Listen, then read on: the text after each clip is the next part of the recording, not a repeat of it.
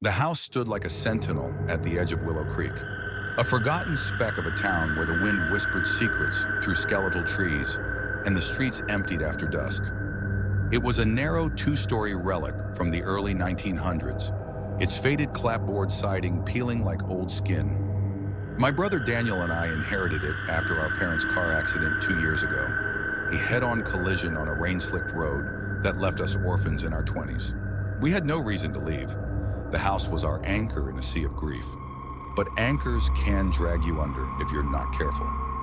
I was the older sibling, Sarah, practical and grounded, working remote as a graphic designer to keep the bills paid. Daniel, 3 years my junior, was the dreamer, quiet, introspective, with eyes that seemed to see beyond the surface of things. He sketched abstract art in his spare time, filling notebooks with swirling shadows and indistinct faces. We shared the upstairs hallway, our bedrooms separated by a single wall of drywall and aged insulation. It was unremarkable, just a barrier between our private worlds. Or so I thought. The whispers started subtly, like the house settling into its bones. It was late one autumn night, around 2:30 a.m., when I jolted awake from a fragmented dream. The room was pitch black, save for the faint glow of my alarm clock. At first, I dismissed the murmur as wind rattling the eaves or a distant train, but it persisted, low, rhythmic, unmistakably human. It was Daniel's voice. I froze, straining to listen. His tone was measured, almost conversational, as if he were reasoning with a stubborn friend. "I know," he murmured. A long pause followed, thick with unspoken tension. "No, not yet." Another silence stretching like taffy. "Please stop asking me that." My pulse quickened. There was no one in his room with him. No creak of floorboards, no rustle of movement. He wasn't on the phone. I'd have heard the telltale beep. Pressing my ear to the wall, I could feel the cool surface against my skin, but his words vibrated through it like echoes from a tomb. He was facing the wall, talking to nothing. Sleep eluded me for the rest of the night. By morning, doubt crept in. Maybe he'd been sleep-talking. Grief had twisted us both in odd ways. Nightmares, insomnia, the occasional outburst. At breakfast, Daniel seemed his usual self, humming an old folk tune as he poured coffee into mismatched mugs. His dark hair was tousled, his smile easy. "Sleep okay?" I asked, forcing casualness into my voice. He nodded, stirring sugar into his cup. "Best in weeks." Felt like I finally got some answers. His eyes flicked to mine, holding a beat too long before he looked away. "Answers?" The word hung in the air like smoke, but I let it dissipate.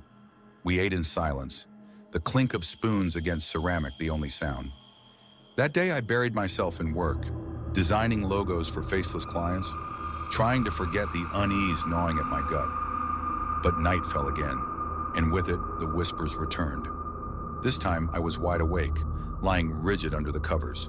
Daniel's voice seeped through the wall clearer now. "I don't think you understand." Pause. "That's not how it happened." Longer pause. "I remember it differently." It was the pauses that chilled me most, like he was waiting for replies I couldn't hear. My mind raced through rational explanations. Schizophrenia, perhaps? A hidden Bluetooth device? But Daniel had never shown signs of mental illness, and a quick glance at his room earlier revealed nothing out of place. Night after night, the pattern repeated, always after 2 a.m., when the world outside hushed to a graveyard stillness. I began pressing my ear to the wall, heart hammering, desperate for clues. One night, his voice sharpened. "It's getting louder." Pause. "Yes, I hear you." A soft tap echoed from the other side. 3 deliberate knocks like knuckles on wood, not pipes expanding in the cold. This was intentional, rhythmic. Daniel responded immediately. "Okay, I'm listening." I recoiled, stumbling back to my bed. The wall felt alive under my fingertips, warmer than it should be. I sat there until dawn, lights blazing, staring at the faint hairline cracks that hadn't been there before. Or had they? Doubt blurred everything. Daniel changed after that. He withdrew like a tide pulling back before a storm. No more TV marathons in the living room, no scrolling through his phone for hours. He barely left his room, emerging only for meals or bathroom breaks. When he did, his eyes were distant, unfocused, as if tuned to a frequency I couldn't access. Dark circles bloomed under them, but paradoxically, he seemed energized, sharper, more attentive to invisible details. I cornered him one afternoon in the kitchen. "What's going on, Dan? You've been different." He paused mid-bite of his sandwich, tilting his head slightly. "They don't like interruptions," he said flatly, without meeting my gaze. "They?" My voice cracked. He shrugged and walked away, leaving his plate half-eaten. The cracks on my side of the wall grew. What started as thin fissures spiderwebbed outward, warm to the touch, pulsing faintly like veins under skin. I traced one with my finger, and a shiver ran through me, as if something traced back. Fear drove me to action. While Daniel napped, or whatever he did in there, I dug into the house's history, online archives, local library databases, faded newspaper scans. The house had been remodeled in the 1950s, an interior wall added upstairs for structural reinforcement. Oddly overbuilt, with extra layers of plaster and wood. Previous owners' accounts were buried in obscure forms and old police reports. Whispers at night, voices from the walls. One tenant, a widower in the 70s, vanished without a trace. His journal, usurped in a local history book, ranted about the wall, wanting memories and feeding on echoes. The house sat vacant for a decade before our parents bought it cheap in the 90s. No explanations for the abandonment, just vague mentions of unsettling occurrences. My stomach churned as I read a scanned article from 1948. A family reported their son talking to the wall, claiming it remembered things. The boy was institutionalized. The house sold quickly.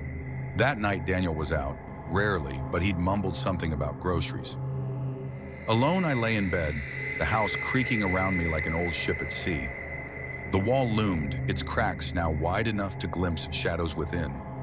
I stared at the ceiling, willing sleep to come. Then a whisper. Not from Daniel's room, not audible in the air. Inside my head. "You hear us now?" It was soft, insidious, like silk sliding over glass. My breath hitched, body going rigid. The wall moved. A subtle bulge, like something pressing from within, breathing in sync with my panic. I screamed, scrambling out of bed. The voice echoed faintly. "Listen!" Daniel returned shortly after, finding me huddled in the hallway, trembling. For the first time, he looked concerned. Or was it pity? "It's not a who," he said, sitting beside me. "It's a where." He explained in halting whispers, as if afraid of being overheard. The wall wasn't just a barrier, it sealed a doorway. Not to another room, but to something ancient, formless, a void that hungered for connection. It wasn't alive in the biological sense, but aware, feeding on voices, memories, the essence of those who listened. Past residents had become anchors, their minds tethered to keep it contained. But anchors wear out, needing replacement. "It started with whispers," Daniel said, eyes glassy, "promising understanding, peace from the grief, but it takes more each time. It needs someone to stay." Horror dawned. It wasn't escaping. It was recruiting, and now it had noticed me. The house awakened that night. Groans echoed from the foundations like bones cracking. The wall in our hallway bulged grotesquely, cracks splitting wide, leaking an inky darkness that swallowed light. Voices overlapped, hundreds murmuring in discordant harmony. Pleas, accusations, forgotten languages. Daniel stood before it, transfixed, hand pressed to the surface. A serene smile curved his lips. "It's my turn," he murmured. The air thickened, charged with static. The voices surged. "Balance. One in, one out." I lunged, grabbing his arm. "Dan, no!" He resisted, eyes pleading. "It promises silence, Sarah. No more pain." The wall screamed, a piercing wail that shattered windows, raining glass like confetti. The floor bucked, bookshelves toppling. Flames erupted from the electrical outlets, sparks igniting curtains, wiring hissing like serpents. Accidental? Or the house's final tantrum? I dragged Daniel toward the stairs, his body limp, whispers clawing at my mind. "Stay. Peace. Listen." We burst outside as the upper floor collapsed, flames roaring skyward. Neighbors gathered, sirens wailing in the distance. But Daniel, he slipped from my grasp in the chaos, vanishing into the smoke. They never found his body. The fire consumed everything, leaving charred bones of the house. I fled to the city, a cramped apartment far from Willow Creek. New walls, new life. Therapy helped rationalize it, hallucinations from trauma perhaps. But deep down, I knew. Sometimes after 2 a.m., when the city hum fades, I hear it. Not from the walls, from inside. Why did you leave us alone? It waits, patient, hungry. And one night I fear I'll answer.